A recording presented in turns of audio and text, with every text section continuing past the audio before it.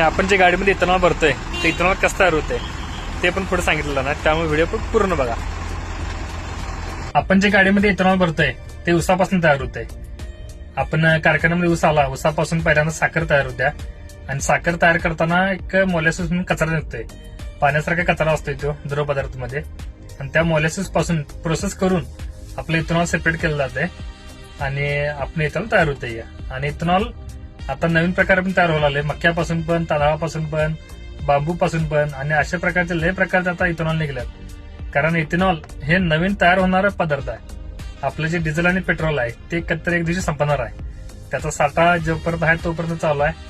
असं इथेनॉलचं नाही आहे. इथेनॉल पूर्ण जोपर्यंत आपण नवीन तयार करू शकतोय, त्यामुळे सध्या आता इथेनॉलचं जास्त प्रोसेस चालू आहे आणि जास्त मागणी चालू आहे इथेनॉलची. पण जे आपले गडकरी साहेब आहेत त्यांनी तर इथेनॉलचं जास्तच त्यांनी मनावर घेतलेलं आहे.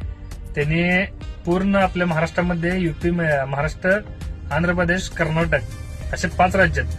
त्या 5 राज्यांमध्ये डायरेक्ट इथेनॉलचा पंप चालू करणार आहेत त्यांनी.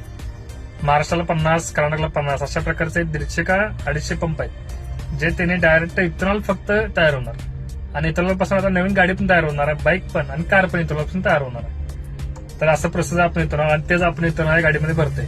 तर चला भेटूया नेक्स्ट व्हिडिओमध्ये. बघत राहा सुशांत ब्लॉग चॅनलला नवीन नवीन माहितीसाठी. तर चला भेटूया नेक्स्ट व्हिडिओमध्ये. धन्यवाद.